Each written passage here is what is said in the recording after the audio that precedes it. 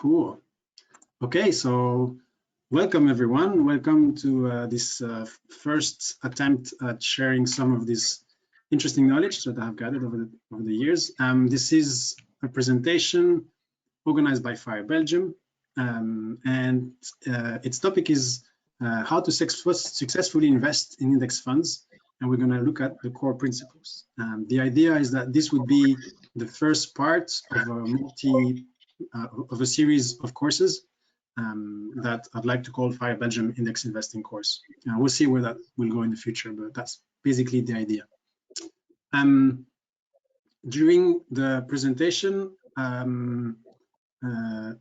will probably stop a couple of times to see if there are any questions. In the meantime, I invite you to type the questions in the chat so that they basically get recorded somewhere, and you don't have to just try to remember the question all the way until we get to that point. See, this is a little disclaimer. It comes from some of my previous workshops that I used to give. It basically says that by attending this workshop, you agree not to sue me, because I don't take responsibility for any decision that you might make, financial or otherwise, in your life. And so I'm doing this really all on an educational basis. It's mostly for fun and entertainment and some education. So please do your research, and if you need wait, what we're going to do is also, please, if you could all turn off your microphone, and then if you want to interrupt me, you can, but then you have to turn on your microphone. Yeah, if we can all do that, that'd be great. Right. The reason I'm doing this is because financial literacy is really something that's important, and inside financial literacy, there's something called investing, which is really, really simple, but not always easy. So simple in the sense that anyone can invest if we use the right tools and the right framework. And not easy is because there are some areas in investing that are difficult to manage, and that's why we need some kind of framework, maybe a community, an advisor, or a platform, etc. For me, it completely transformed my life. So I started learning about investing and then started investing, and my life has been changed completely. I have much more control over my life today than I could ever have dreamt of before. And I call it the financial independence superpower. It really gives me control of my time to a level that that's difficult to imagine. And because it's so simple, I think everyone deserves to benefit from this. And so my goal in setting up and launching FIRE Belgium is to help anyone and everyone in Belgium to benefit from the power of this simple investing approach. Obviously, it's doable outside as well. So for all of you guys who are outside of Belgium, all of this in the presentation today will be applicable in the majority of cases. Yeah. I foresee the course to take this form. This is the high-level view of the course. So today we're going to go through the core principles, which is the first step, or the first part of the course. There will be another one, which will be how to invest in index ETFs from Belgium. So it's basically translating all of these principles that we're going to see today into practical ways of investing from Belgium. And then the next two parts are more workshops where I will guide people through the process of writing their own personal investment plan. And then we'll see how to open an account with a discount broker. And finally, the last one will be also a more hands-on session where we'll do our first investment together and then look at several ways of making sure we stay the course, as we will see is something very important in index investing. So, are there any questions so far? We'll start now. I see there's one comment. Can we get the PowerPoints? Well, this is a recorded talk, so it will be available somewhere. I might share the PowerPoints as well. I'm not completely sure yet, but yeah, we'll see that later. Are there any other questions in this? Yeah, just on this introduction. Okay. And then I'll continue. Can you guys see this little window I'm moving around on my screen, or are you just seeing the introduction slide and nothing else? Just the introduction so far. Okay, so there's I have this I guess control panel thing that I can move around. That's not shown on your side. Okay, very good.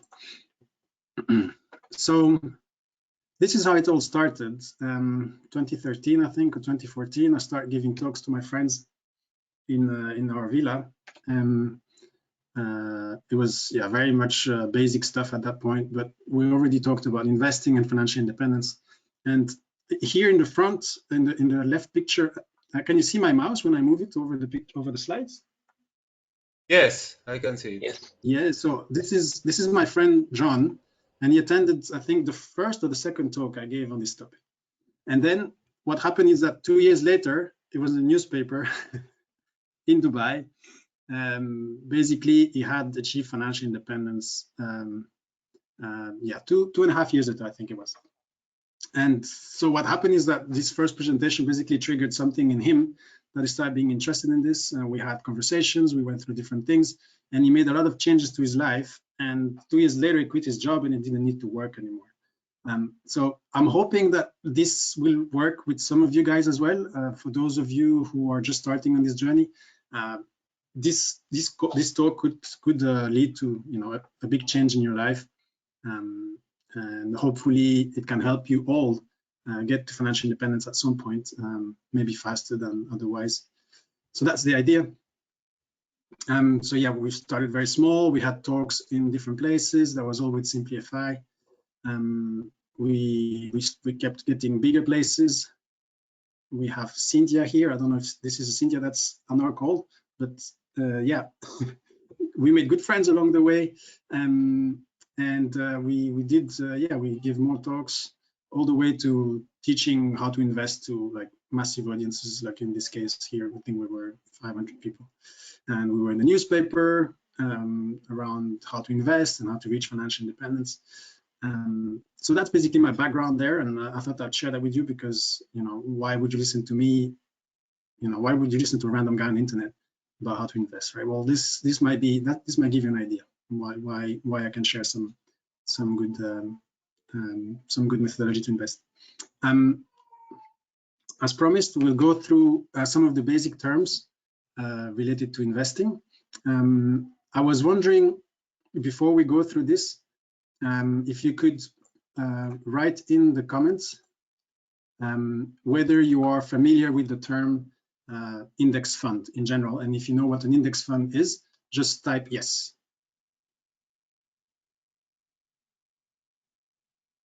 All right, and if you don't know, just type no, because I guess I want to know how many no's there are. So that's 1, 2, good. Okay, very good. Then we'll go through the basics. So for all of those of you who know, well, this might be just 5 minutes of a reminder, quick thing, but I think it's important to go into the next part of the presentation knowing exactly what an index fund is and how it's built, etc. So the very basic terminology for beginners includes obviously an understanding of what stocks and bonds are. This is something that we talk a lot about in investing. And to make it very simple, basically a stock is a share of ownership in a company. So when you acquire a stock, when you buy a stock, you basically own a piece of that company and you become a stockholder. And as the stockholder, as a co-owner of that company, then you are entitled to some of the earnings, and you basically benefit from the increase in value or the decrease in value of that company. So that in very like a summary of what a stock is. On the other hand, we have bonds, which are essentially loans. So it's called a debt security. And basically, when we buy bonds, we are lending money to someone who needs money from us. And typically that works by us giving them basically a principal, and we expect then them to pay an interest, which is sometimes called a coupon, and the principal later on. So it's a form of loan, basically. Right, so these are what stocks and bonds are. Now, in the world of investing, stocks and bonds tend to behave quite differently. And in the next slide, I'm just this is kind of a schematic diagram of what that would look like. But on the left side, you see 3 stocks, right? We have the red, the brown, and the blue one, which represent fictitious companies and how they might behave over time. So in terms of value. So we see the red stock does well from the beginning and then kind of stays high and then starts coming down at some point. The blue one doesn't do so well at the beginning, but then starts climbing. And the brown is kind of in the middle there, but sort of collapsing towards the end. So this could be 3 individual companies in which you invest. And if you buy one stock of one company, then you might end up on any of those lines. And it's difficult to know in advance which of these lines will be your investment, right? On the other hand, we have bonds, and we're showing 2 examples here. It's very simplistic, where we have this purple bond and this yellow bond, and basically they provide a sort of steady income over time. So we see that the major difference between those 2 types of assets is that stocks are very volatile, right? This is what we normally refer to when we say the stock market is like playing a casino. It just goes up and down, and any individual stock, any single one of them, could either do very well or do very poorly and crash. And it's very difficult to predict in advance which one's going to do well and which one's going to crash. And on the other hand, bonds are very stable, right? And on the right side, we have a little diagram that shows those same 2 assets, so there's basically five assets in this case, on a diagram that represents the potential for return, so how much profit you will make from those investments versus how much risk you're taking, or how volatile those individual investments will be or could be. And so we see that the stocks are on the top right corner here, so they typically give the potential of high returns, but at the cost of high risk and volatility. So that's why there's a top right here. Whereas bonds are they're more stable, and they do so at much less risk or with much lower volatility. And so they're here on the bottom left. So these are the 2 main types of assets. There are many other types, but these are the 2 major ones that most people talk about, and they are the 2 main ones that we talk about when it comes to building a portfolio of index funds. And yeah, we can talk about other assets another time, but these are the main ones.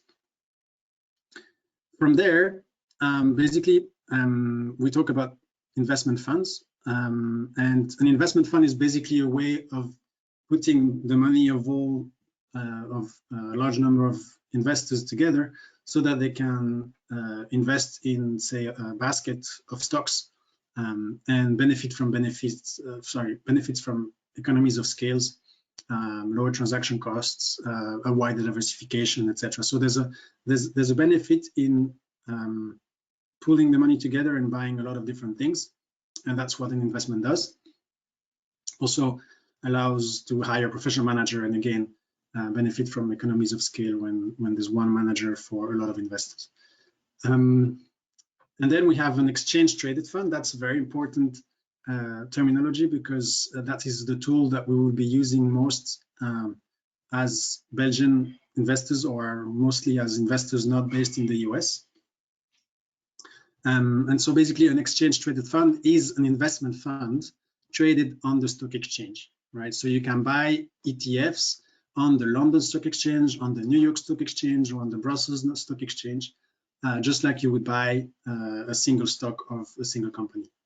Whereas investment funds, normally you can only invest in them via opening an account in one of those fund management companies, which is quite difficult from Belgium. I'm not sure if it's impossible, but I haven't come across someone doing that. And then we have an index, and an index is also a very important term, because it's very much at the core of the methodology that we use to invest. And so an index is a measure of the market. It's sort of an average of the performance, and it gives an idea of where the market as a whole is going over time.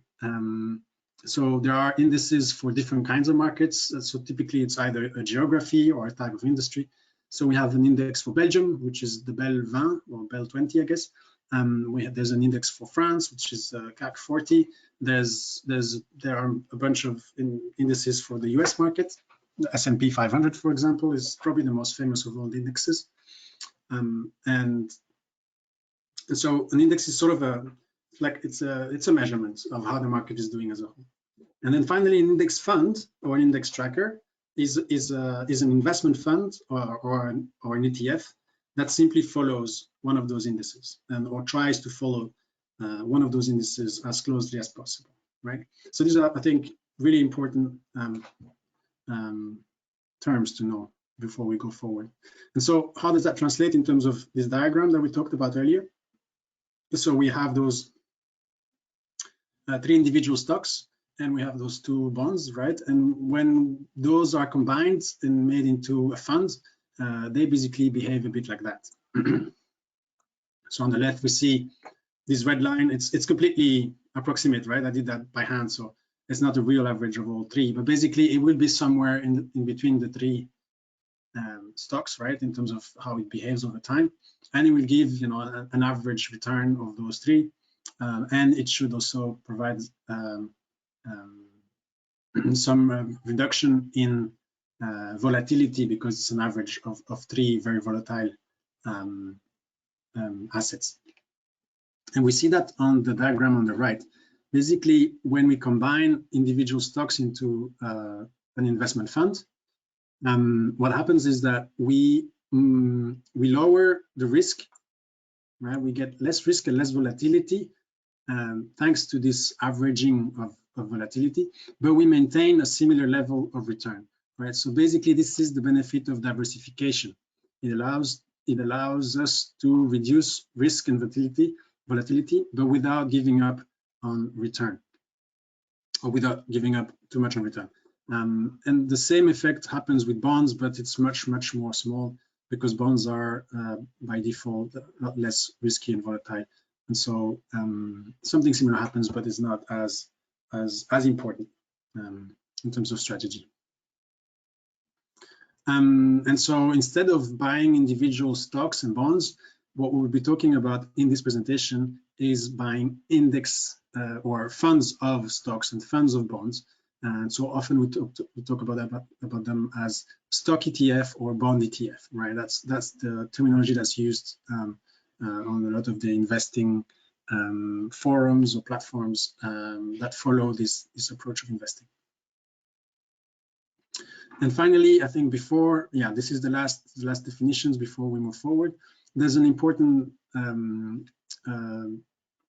there's quite an important difference between 2 types of management. One is called an active management or active investing, which is defined here on the left, and that basically means that the investor is investing in a fund where the objective is to get better returns than the markets or than its benchmark, and it's managed by professional managers. They do a lot of research. There's a bunch of internal transactions because they're buying and selling stocks, etc., or some assets to try to beat the market. And then they have expenses related to marketing and sales. And basically, they do that work for a certain cost. So they take a fraction of the fund every year out of the fund to just pay for those operations. And often in Belgium is between 1.5% and 3%. Outside of Belgium, it can be much higher. So some of for those of you who are listening from Dubai, for example, that can go as high as 6% if you invest with certain plans that are really poor for investors. And those fees are often hidden even. So it's really tough sometimes in some of the jurisdictions. And then we have passive management, and this is basically the approach taken by index funds. Here, the idea is not to try to beat the market, or not to try to do better than the average. Here, the objective is to just get the market returns. So it's to say, well, the chances of being able to do better than the market are slim, especially because of high fees. So we're happy to get just the average, and we will pay for that a lot less. So it's a small fee, will be between 0.2 and 0.5% often in Belgium. In the US, it will be even lower than that.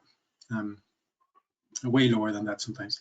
Yeah, so here basically there's we don't have to pay very expensive professional staff. There is super system staff, but a lot of the management is automated.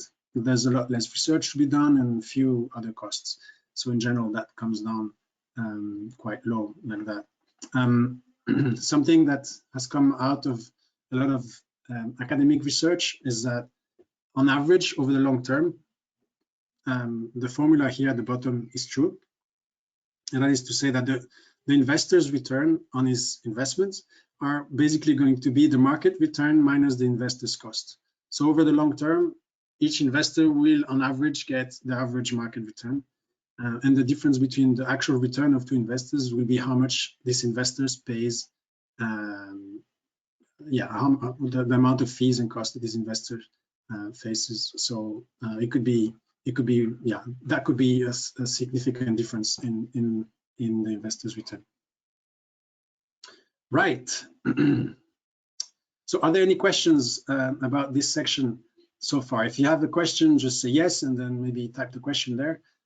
And then if there's nothing in the next 10 seconds, I'm going to move forward.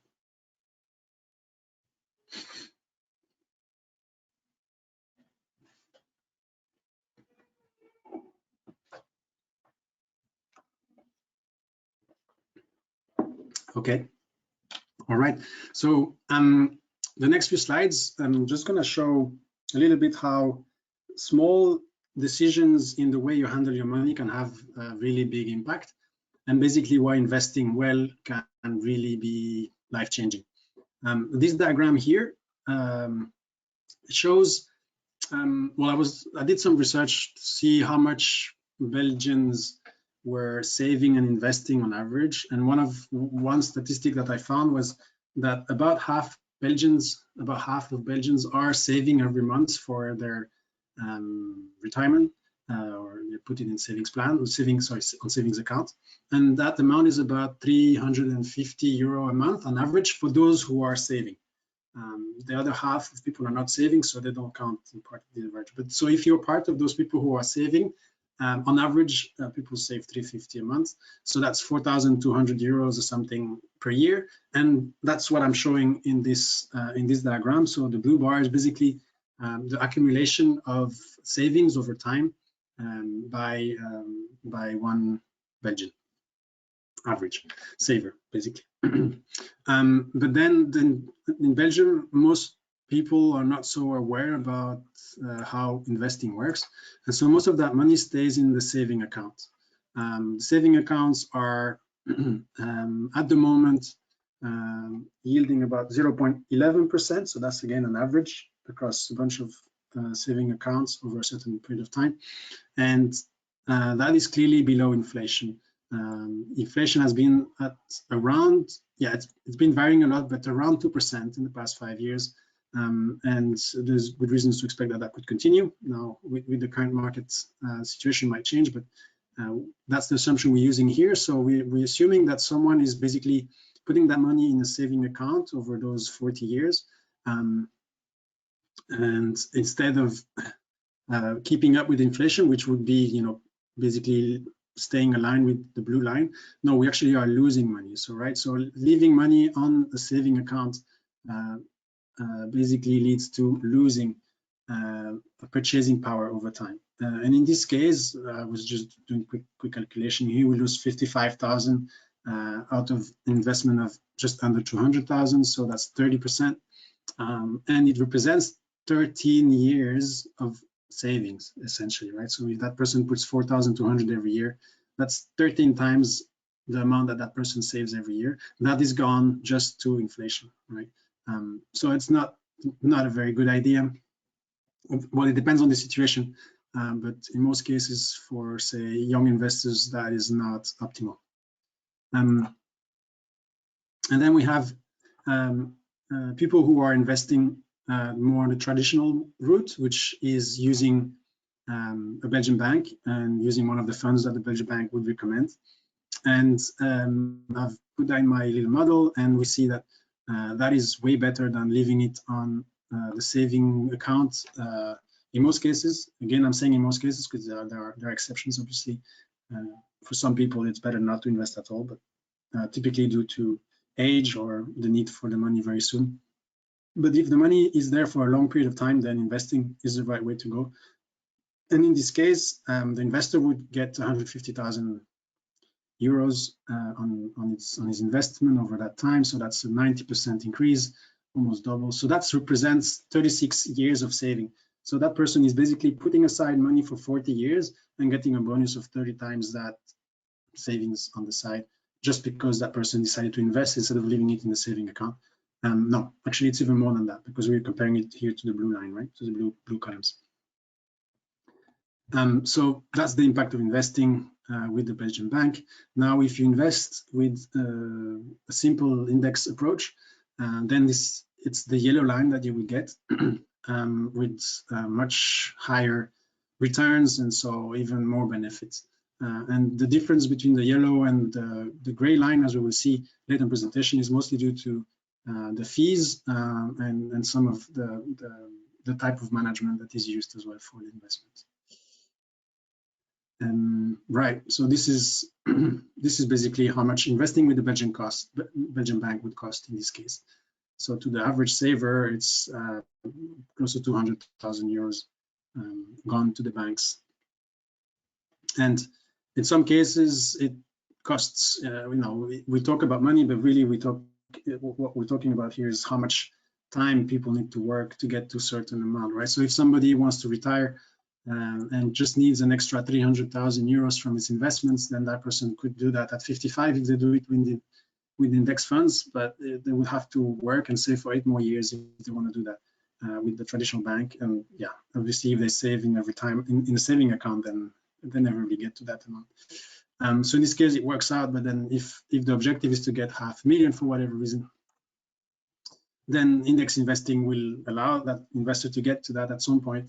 But if the investor is investing with a Belgian bank, for example, then well, I don't know if that person will continue working or completely change its life plans.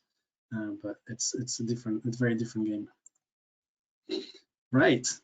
So are there questions on this section here? And we're going to start the next section is basically the Boglehead's investment philosophy and the 10 principles that come from this philosophy. And basically, well, that's the guiding principles for investing in ETF. Right. So if anyone has a question, please feel free to drop that in the chat.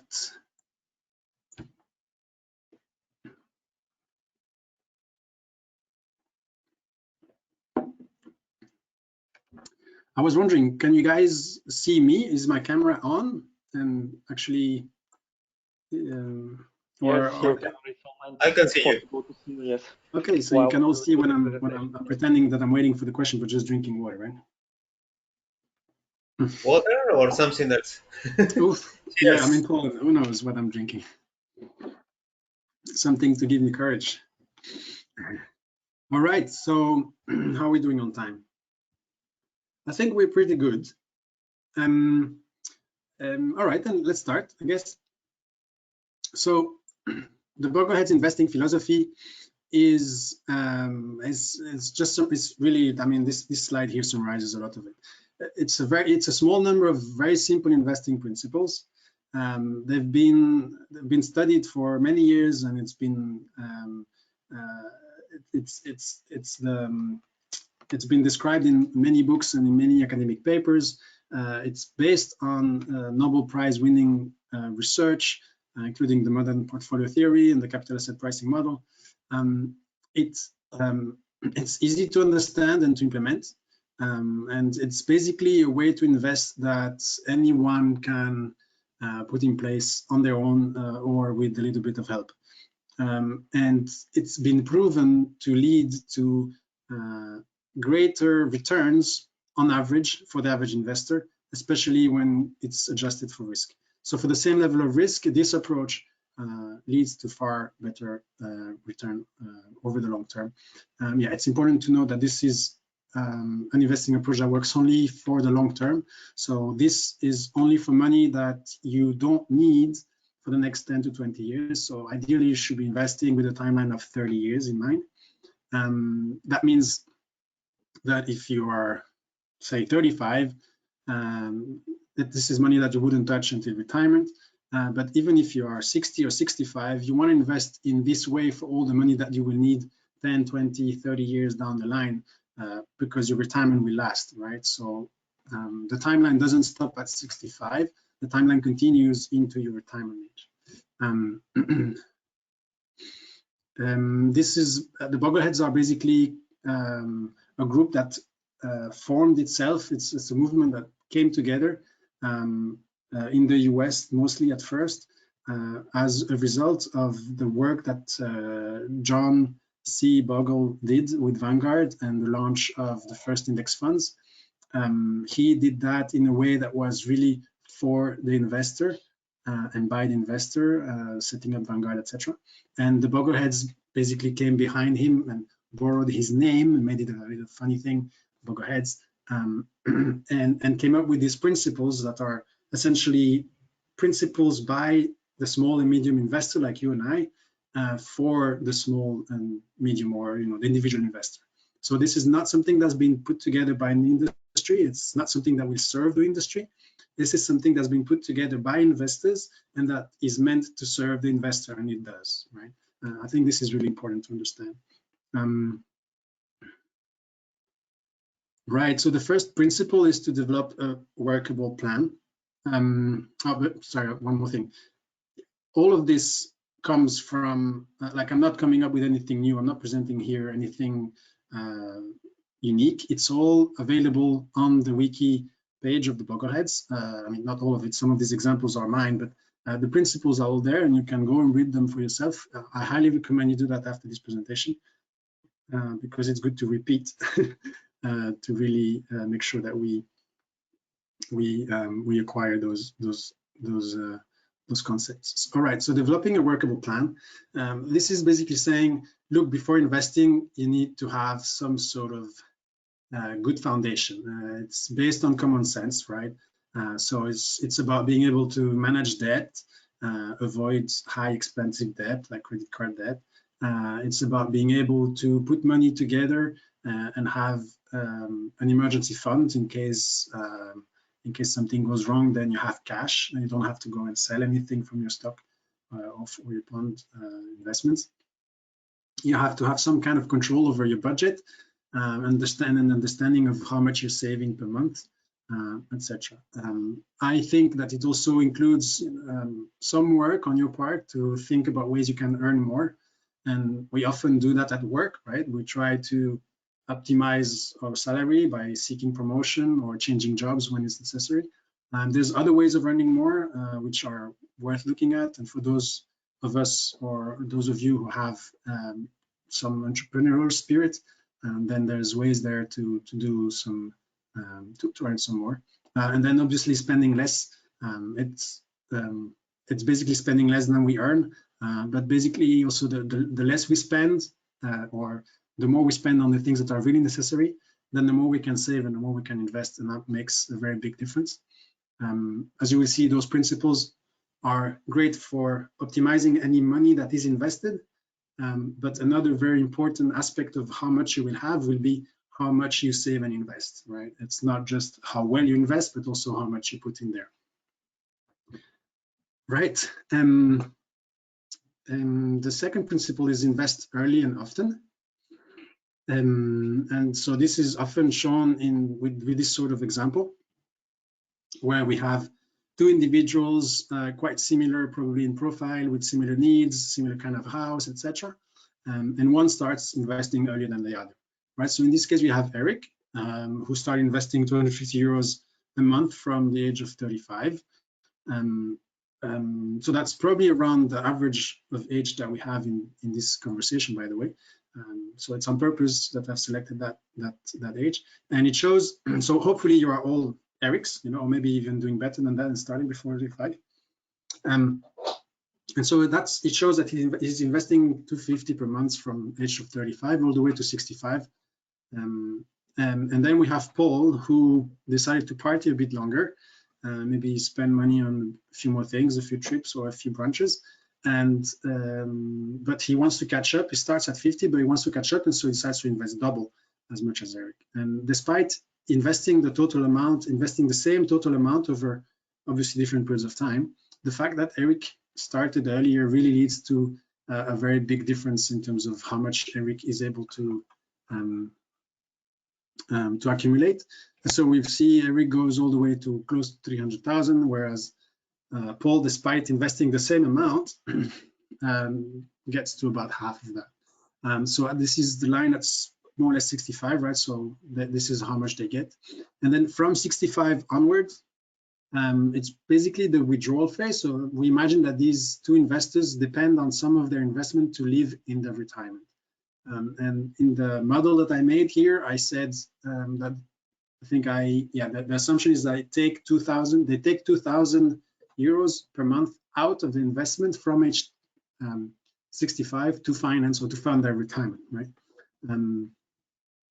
And so that's where the difference becomes even more clear, in my opinion, is Eric would be able to get his portfolio to last all the way until he's 95, whereas Paul basically runs out of money 17 years earlier, right? So this difference of starting investing a little later, despite investing the same amount over a certain period of time, leads to massive difference in years. So how many years, say, Paul will have to rely on some other kind of money to be able to last, right? Maybe to counteract that, he works a bit longer. It might be that he has to work 5, 10, 15 years longer to be able to cover that gap, right? But basically here again, I'm showing that money is time, and it's time in your life, right? So doing this well really buys you, like a comfortable or happy time in your life where you can do things that matter instead of trying to run after money.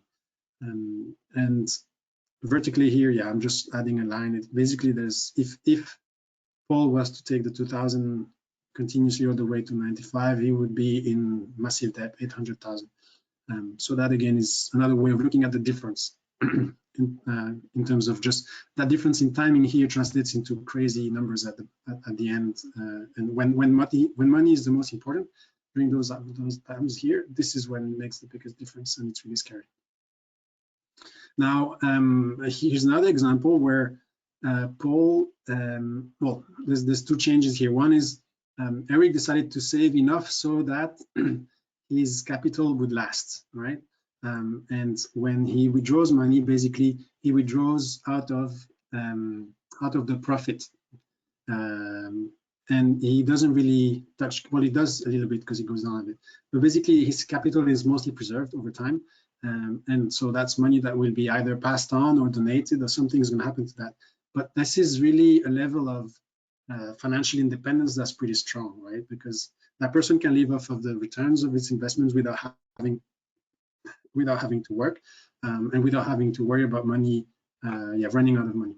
On the other hand, Paul, he's investing here, I think, 3 times as much, right, than Eric, and he gets to a certain level, under 300,000. But with the same need, he basically, by spending the same amount of money on both sides, Paul just cannot last, and he doesn't even get to 90 years old. But basically, Paul has nothing to pass on to his legacy, I would say. And again, despite saving in total 50% more, right? It's just starting later, saving and investing much bigger amounts is still not enough. So it's starting early is really, really, really important. So basically, for all of you guys who are not investing yet, I would advise to find ways to start early, even if you don't have full control over everything. There are ways of starting via a robo-advisor, for example, or with someone who can help you. But I recommend get the basics right, and that's basically what we're doing today. I mean, this is the core knowledge, and then find the right way for you to get started rather fast, and don't get stuck in analysis paralysis, as we call it. So don't try to optimize for every cent and every half quarter 0.1%. It's more important to start early than to start a year later with a 0.1% improvement on something. So that's basically the lesson from principle number 2. The next principle is diversify, and we've seen that before. Those graphs, right? It's basically it's about taking advantage of these amazing tools that are funds, and even better index funds, because they give you access to a wide range of assets across the world in a very simple way. Often just one product that you have to purchase on one platform, and they allow you to invest with minimal risk and expect decent return, right? So that is what Diversify is about: is manage your risk, mitigate them, but get good returns for the level of risk that you're taking.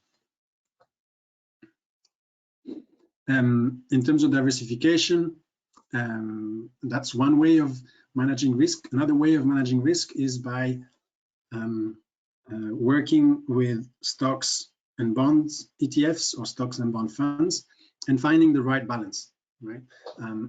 So in this diagram here is the same as the one we saw before, no? With the red and green lines, the red and green dots. And so someone who would be investing 100% in an index ETF, for example, would be up here, so high risk and high volatility. And someone investing in 100% bond would be at the bottom here, so low risk and low return.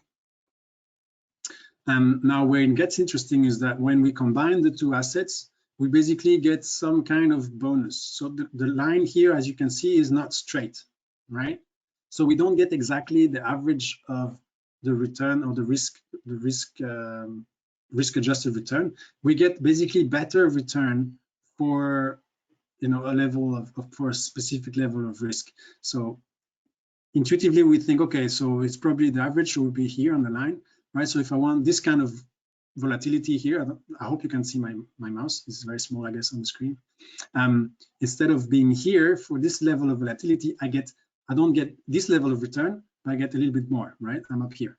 So the combination of stocks and bonds basically allows you to even like improve the returns that you would get, or reduce the volatility for a specific level of return. So that's why combining those two assets is really important. I hear a lot of people, especially in the younger generation, that's starting to invest, and I see a lot of that in European investors, but also in Dubai. They go 100% stocks. They're like, oh, I'm very young, I can take all the risks, I'm gonna go 100% stocks. Well, they're the first one to really suffer when this sort of scenario happens, right? Now, like in the past month, the market has been going down massively, and they also are giving up basically on something like on some of these benefits from combining the two assets and basically having a bit of a lower risk, a bit of a higher risk-adjusted return. Now, I'm not saying they're wrong. It's just that this would be a much easier way to go for them in terms of how they ride the downturn, and it allows us to basically take benefit of that, and it gives them the opportunity to rebalance as well, which is something that we're going to talk about later. Now, this asset allocation is probably one of the most important decisions that you will make when you build your investment plan. Once you've gone through these 10 principles, and if you decide to invest according to these 10 principles, then this might be the single most important decision that you will make, because this will determine the level of risk that you're taking and the level of return, or the expected return that you're aiming for, right? So someone who's investing mostly in stocks is basically exposing himself or herself to a lot more risk than someone who's investing 75% in bonds, right? And now the risk profile is really something that's very personal. It will change from one person to another, and it will depend on a different set of factors. One way of looking at it is by looking at those 3 things here: the ability to take risk. So someone who doesn't rely that much on its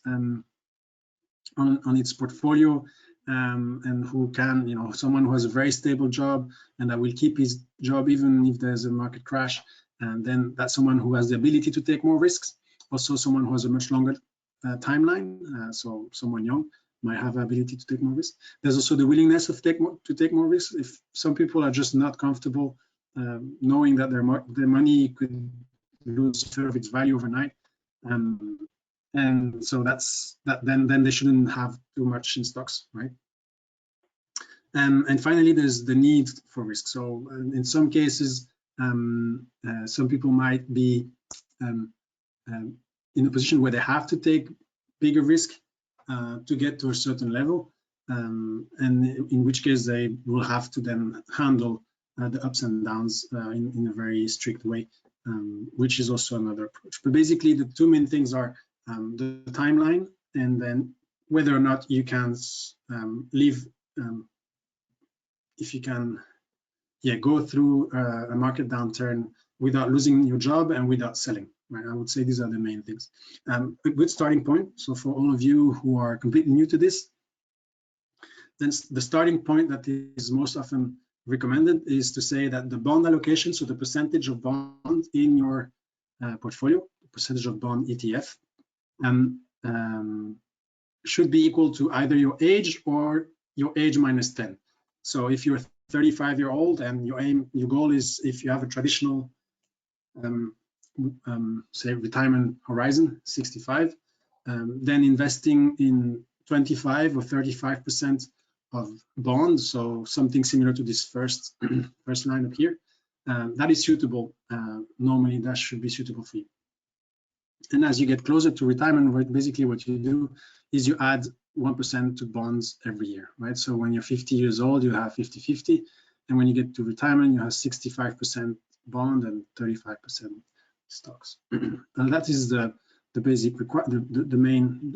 It's kind of a rule of thumb, and it's rather safe. And if you're not comfortable and if you're taking that decision without spending too much time thinking about things, that will work, right? That will be on the safe side, and it's definitely a good place to start from if you're looking at this in more details. Another very important principle is never try to time the market. Now, this is probably the one that most people are struggling with right now, and that is also the one that it's sort of difficult to understand, because we all think we know what's going to happen next, but really, on average, the statistics shows that trying to time the market simply leads to less return. It's just we are emotional animals. We are driven by fear and greed, and that is exactly the opposite of what we should be doing in the stock market. So when we say investing is simple but not easy. Simple because if you follow those 10 principles, you'll do great. You'll do way better than most of the investors. It's not easy because the difficult part is to stick to it, right? And it's especially difficult in times when the market is going down. And people want to sell, right? We know it's going to crash. I'm selling because I know it's going to go down. I don't want to take the loss. Now, when we follow this technique, this philosophy of investing in index funds for the long term, we are investing for the long term. And not selling is one of the key principles. We'll see that later. Basically, we are buy and hold investors, right? And when the market goes down, it's simply an opportunity to buy more of those same ETFs, but at a lower price, and so get more of them for the same amount of money invested. It's really tricky. And a lot of investors are trying to avoid this. It's really, most of the conversations in the past month have been about this. It's going to go down, I'm selling, or should I sell, should I buy? Maybe I'm going to buy more now that it's going down. It's really tricky. But basically, what we've seen and what the academic research shows is that most people who try to time the market basically end up doing the wrong thing. On average, here's what happens. So I went a little too fast. When the market goes up, everyone's talking about, oh, the market is doing great, things are going well. It just went up 18% last year. I want that too. I'm going to invest, and people buy, right? But you never know really what's going to happen, and it could as well go down right away, right after you buy. and then market stops going down. People decide, no, I can't take more losses. I'm going to sell, and they sell, and then the market does what it wants, right? It could go back up, or it could continue going down. And so, okay, they sell, and then they say it coming back. Like, shit, we just missed on 5% of growth. I'm going back in because I think we're gonna do this, and you never know what's gonna happen next, right? So okay, it continues going down. Okay, this is not working out. I'm selling again, and it keeps going like this. Obviously, you can imagine. Yeah, it's very difficult to decide what to do. And then obviously in this case, I made it such that it's very clear to you. But on average, most people end up buying, and this is what the data shows, right? Most of the money flows into the index and into stocks around this time, right? When we get to the peak, when it goes up, that's when the money goes inside, and then the money gets out of the system as it goes down, right? So people end up selling mostly on average towards the bottom of the market. And then as it comes back up, people start buying again. And then as it comes down, people start selling again. So basically people are buying expensive, selling cheap, buying expensive, selling cheap. So buying high, selling low. They're basically buying and selling on average at the worst time. And now it's because it's impossible to predict where the market's gonna go. The Boglehead's approach is simple. We just buy at regular interval, just according to our asset allocation. We never sell, we just stay on track. And this is what studies have shown to just work and basically deliver the average market return, right? And that allows investors to do much better than basically the average investors, which we'll see a bit later, right? So we see that a lot of this is just driven by emotions, greed and fear. And under these emotions, we don't make good decisions. And I'm talking about individual investors, but this is true for institutional investors and most of the professional fund managers. This is just working on yeah, it happens to a lot of people. So here's what some of those studies are showing. This is a study made by Vanguard from 5 years ago, I'm not sure. And this was mostly for American stocks or American funds. And they were looking at, okay, what's the average return of the stock market? And I'm not sure about the period, but it was a rather long period, I believe. And the average market return was 9%. And then they were looking at, okay, what's the actual return for the individual investors? So how much are the investors making themselves? And the average was about 4%. And the difference between those two numbers was explained by obviously the fees, right? Just management fees, active management fees often, the platform fees, etc. The transaction fees, right? When we buy and sell, there's a fee also to do that, and so that adds up as we try to time the market. And then market timing, simply missing on growth, right? Because growth comes, it's difficult to catch the moment where the market is going to go up and avoid the moments when the market is going to go down because we can't see the future. And so market timing on average seems to work against the investor. Another very interesting source of information is the SPIVA scorecard, and that is a study that looks at all the investment funds. I think they cover the majority of investment funds in the world, and they compare each of those funds with their benchmarks. So the benchmark is basically the index. It would be the average of the market, right? And they look at what's the proportion of funds that do better than their own benchmarks over certain periods of year, right? So that's what this graph here in the center is showing. Basically, over a period of 1 year, this is data from 2019, right? So over the period of 1 year until the report came out, or more or less, so let's say 2018, over 2018, out of all the index investment funds, only about 25% of them did better than the index fund, than their benchmark, which could basically be captured by an index fund.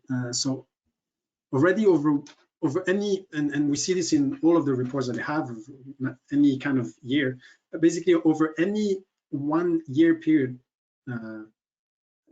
you have, if you pick an actively managed investment fund, you have only more or less 1 chance out of 4 to actually do better than the market and to do better than the same money going into an index fund. So instead of paying for a manager that can give you 1 chance out of 4 to do better, you could also not pay him and just go with the index fund and make sure that you are better than 3/4 of investors, basically. And that proportion goes down as time passes, right? So here, after 3 years, we had about the same proportion. After 5 years, it was 20%. 10 years, like 12%, I think, or something, and it goes down. And I believe there's another graph a bit later, I think. After 50 years, only one fund in 100 on average will do better than the index fund. And most of us are here to invest for the long term, maybe not 50 years every time, but I think it was 25 years, it was like 5%. So if we pick an actively managed fund, the chances of doing better than the index fund are very, very low.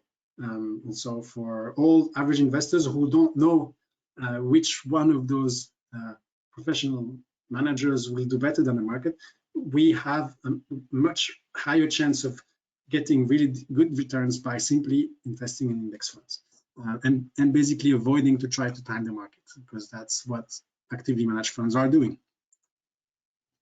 And so as I was saying, instead of trying to time the market, what we do is we build an appropriate plan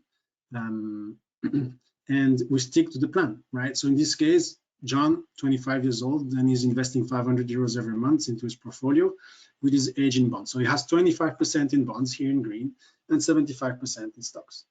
And then the only thing that he does where he buys and sells is when he's rebalancing his portfolio, right? So as the market progresses, as time passes, both the index, the stock index and the bond index will be having different performance. So one will be growing compared to the other one.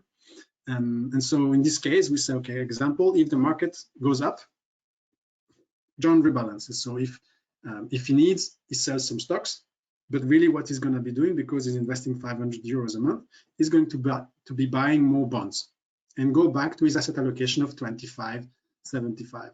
And that is it. That is all the thinking he's going to have to do to continue investing and yeah, in his portfolio, is to just make sure that he keeps his asset allocation and rebalances when needed. So when he turns 26, he can adjust his asset allocation to 26.74, and he does that every year as he progresses. And then the use of index funds, when possible, use index funds, and that's what we've been talking about already in the past hour. The same graphs as we've seen earlier. Here I've added the proportion of active equity fund that beat the market. At 25 years, yeah, less than 5%, and at 50 years, it's 1%. So if you want to bet on market timing, if you want to play that game, these are basically your odds of succeeding over time. If you are a professional advisor, a professional fund manager, these are the odds. If you want to do it yourself, you're basically playing against those professional managers who have obviously all the resources they need, the best computers, the best models, all the best forecasters, and they still can't do it. So as individual investors, I think it's important to be humble and to realize that we can achieve excellent results without risking too much by simply investing in index funds and keeping costs low, which is what we're going to see in the next principle. Right, so keeping costs low, as we said already a couple of times, is extremely important. It's really important because of this orange box here from the previous slide, right? So the investor's return is the market return minus the investor's cost. This is just the outcome of huge statistical analysis, academic research, and these are the results, right? So what we want, us as investors, is to get the returns. And for us to do that, we just basically need the market to do his thing. Yeah, you can't control market returns, but you can control investors' costs. So control what you can, and that's the costs. And so we need to be very conscious about the costs and handle them as well as possible. So this is coming from a recent study by Morningstar, looking at mutual funds around the globe and basically checking or comparing the fund management industry in those countries, and then giving them some grades. And now we can see Belgium is below average. So Belgium is not doing so great when it comes to fees and expenses. Maybe, I mean, for the other guys, the people who are from other countries, you can take a look, maybe your countries are there. But in Belgium is not great. And when we say not great, it's because on average, equity funds cost 1.82 per year, 1.82% per year, and fixed income, which is bonds, 1.28 per year, right? And these are high costs. Remember, as I was saying, index funds are between 0.2 and 0.5. And in the US, it will be even lower, under 0.05 even. So here we end up paying, yeah, between 5 and 10 times more, right? Going with the traditional investment funds in Belgium.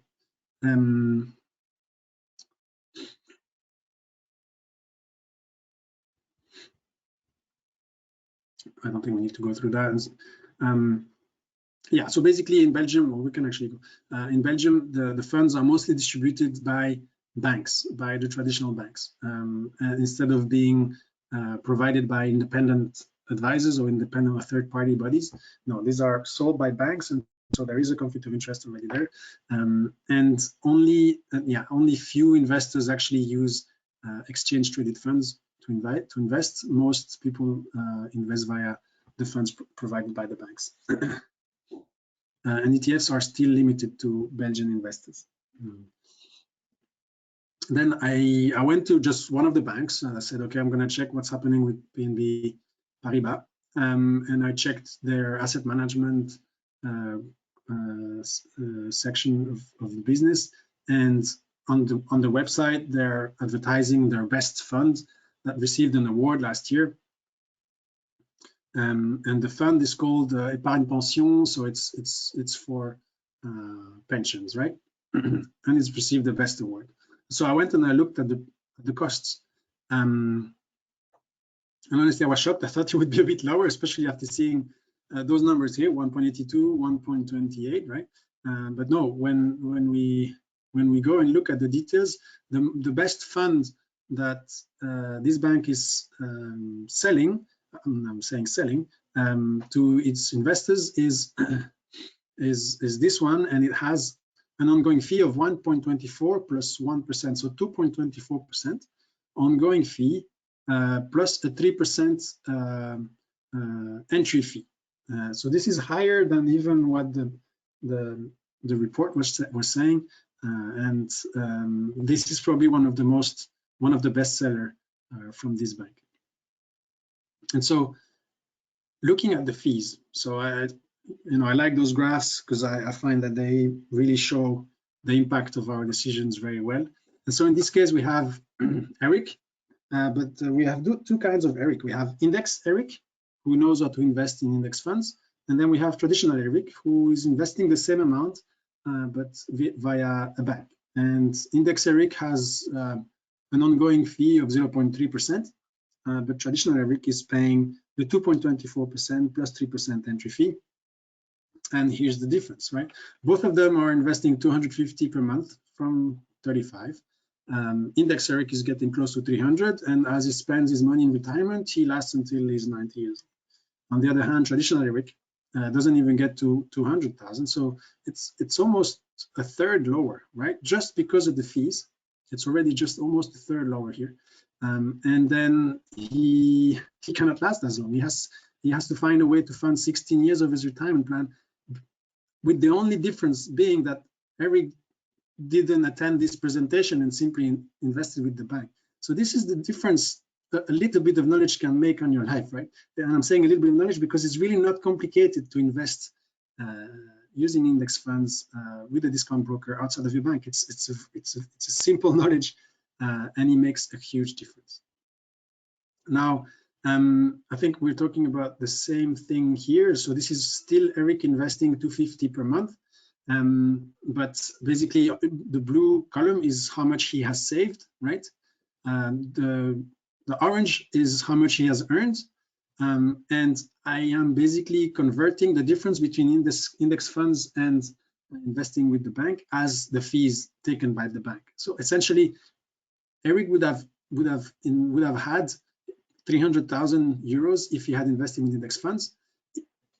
Assuming the funds is investing in the exact same thing and the only difference is fee, then the fees account for 48% of the returns, right? Instead of earning over 200,000, Eric will only make a bit more than 100,000 in return on investment. So the fees is close to half of the return on investment for this one example of a regular investor, right? And so if he had to basically make up for that, say if he needs to get to about 300 or a bit more in his retirement account to be able to make it, again, all hypothetically here, right? We're not supposed to be able to work until 72, but it basically means that he has to work and invest for 7 more years to be able to cover for the fees, right? So this simple switch, again, I'm coming back to a time, like what that represents in terms of time. This simple knowledge could cost someone 7 years of work, saving and investing. So 7 years where that person's money and saving, hard-earned saving, is going to the bank. That's the difference, and that's why this knowledge is so important. And that's why I'm sharing this with you, and I'm hoping to share it with more people. Right. So we were at we have our 8th principle, which is to minimize taxes. And we're not going to go into a lot of details here, but I've listed some of the main taxes that we are facing as Belgians investing from Belgium, right? And we have estate taxes in the US, dividend taxes, capital gain taxes, transaction taxes, etc. But basically, we need to be able to invest properly and using Boglehead's approach, then optimizing for taxes is important. And we do that, yeah, we will do that in the second part of the course. Will be basically dedicated to this, right? But there are ways of handling each of those taxes so that we minimize the impact of taxes and optimize our portfolio. Principle number 9 is invest with simplicity. And there are ways of optimizing these investment plans and making it really complicated. And often that leads to poorer performance. Why? Because a more complex plan means it's a plan that's more difficult to implement. So investing with simplicity is really important. And here are just the simple steps to do this properly. Write down the investment plan, right? Or it's also called an investment policy statement, which you can find guidance for on the Boglehead's website. This is also what we're going to be doing in the third part of this course. Invest regularly following your asset allocation and using low-cost index funds. You only need 2, right? We need one stock ETF and 1 bond ETF, and then the asset allocation should be fixed, and it can change by maybe 1% a year. That is all you need to decide, really, right? That's all you need to decide. To invest, as we will see in the next courses, you have to go through a discount broker, find the right ETF on the right stock exchange. But these are details. The main decision will be your asset allocation and the 2 index funds that you're going to invest in. And then you rebalance when required, which is also something you define in an investment plan. It's very simple. And otherwise, you just never sell unless you retire, and then you start living off of that. And as you invest, you never attempt to time the market. You stay the course. This is where the stay the course little expression comes from. Stay the course, never attempt to time the market. And then you forget about all this, you set it on automatic, and then you go enjoy, do what you enjoy in life. The goal of this approach to investing is that you learn it once, you set it up, and then you check your investment maybe 10 minutes per month when you are making a contribution, where you just need to make a transfer and then make a purchase. Otherwise, you never have to worry about anything. You don't have to follow the markets. You don't have to pay for subscription advice. You don't have to pay for an advisor. You don't have to go to all sorts of complicated seminars that give you all sorts of projections about stuff that may or may not happen. All you do is you follow your plan, you put it on automatic, and you enjoy life. As I said, this is something that's been put together by investors for the investors. this obviously does not serve the financial industry. They don't make money out of you like this, right? Because you stay away from all the media, you stay away from all the advice that may or may not be right, and you just have a plan that will work in all situations. So that is why investing with simplicity is really important. And finally, as we said, stay the course, right? The media will just they will keep telling us all sorts of things. These are still examples in French. But basically, the media will just try to sell us advice and tell us how it's going to go, and we're going to hear, opinion from one expert saying it's going to crash, opinion from the other expert saying it's going to recover, and all sorts of predictions from all sorts of people who don't know much more than anyone, really. And again, statistics and academic research show that most of those news are it's completely random, and if things end up being true, it's more often due to luck than to skill.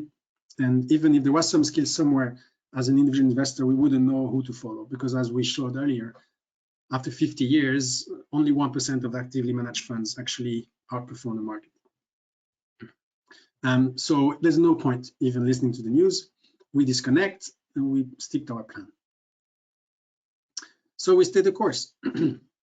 So the key is to forget the financial industry, because everything they do is to try to bring up fear and greed so that you buy and sell, right? So they try to tell you, oh, this is a new hot stock, this is the stock is going to crash, you need to get rid of that, move this, move that. That's how they make money, right? The more transactions you make, the more money they make, not you. You lose money every time you make transactions. You need to minimize that. Sorry, and that's for the financial industry. The more you watch the news, etc., the more they make money, because they sell ads, etc. They sell services. And same with the brokers. The brokers are there to make you trade more, right? So they'll offer all sorts of training on forex, on CFDs, on future, on short, on things, on that, all of that to help you in a way make more trades and basically spend more money. That's how they make money, not you. So again, don't fall for that.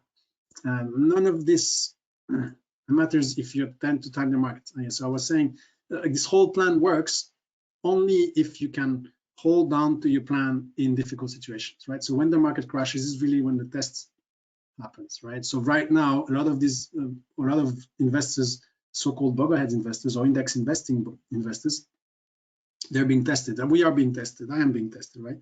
And not selling because of panic is basically the key. We don't buy or sell based on emotions or imaginary projections. So we build a solid plan and we stay the course. That is the most important takeaway, I would say, from this presentation. Build a solid plan and then stay the course. That's the key. That's really the key. Right. There's a few more slides, but really I think we can start with the questions if you have any. I see that there are a few in the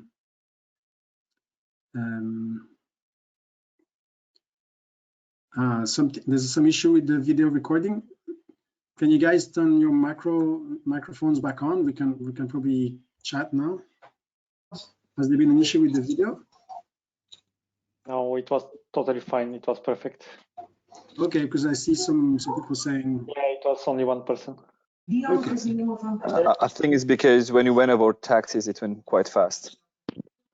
Yeah, it was just my connection. So I did go fast there, yeah. Okay. Yeah, I see Jesus had some issues. All right. All right. Are there any specific questions before we go to the next last part?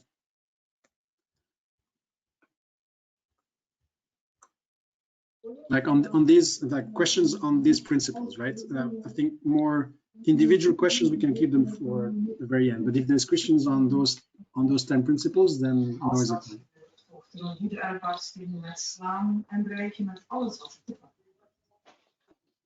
There are some questions in the chat. Yes, there's some questions in the chat, but I think I'll keep those for the very end, if that's okay. Okay, just any question you have, let's do that. Let's just put them in the chat now, and I'll just finish. There's just like 3 or 4 slides, and then we'll go through those, and we can even have a live conversation. Yeah. Okay. So the next steps, basically, it would be to continue on the journey here. I have a better slide on that. Right, so here's what I'd like to cover in the next sessions. So in the first session, we've seen that here, why investing will save you years of work and change your life, the foundation knowledge. I'm planning on releasing some of that as video as well. And then in the next session, it will be how to invest in index ETFs. So we'll go through the taxes and how they affect our investment strategy. We'll go through the different fund management companies, stock market exchanges, the different ETFs that are available in the brokers. And then we'll go through a way to select the best ETFs for the portfolio. We'll look at the different brokers. And I'm thinking about doing something around how to open an investment account, depending on the broker that people select. So that's for later, we'll see. And then we'll write the personal investment plan, defining investment goals, setting target asset classes, setting asset allocation, selecting the ETFs, defining the rebalancing rule, and then there's some finalization work as well. And then how to make the first investment. So for anyone who needs help to actually make those transactions the first time, the idea would be to be on the platform of the broker with already some funding there, understanding the platform, finding the ETFs there. We'll talk about how this trading stuff works, with the different ways of placing orders, etc. And we actually make the first investment. That's the idea. Finally, we'll talk about how to stay the course. So that's what's coming. It's not developed yet, but hopefully it will lead to something like this. So this is, at the moment, for me, it's my attempt to come up with a simple plan that should work with the majority of Belgians, irrespective of the age. Even I think 70-30 asset allocation works for a lot of people, and maybe 60-40 later or something. But so the idea would be to come up with something like this simple as well. And at the end of the 3 next courses, so at the end of the 3rd course, you should have this very detailed for your own personal situation, and the end of the 4th, then you would already be implemented. Right, that's all. Thank you.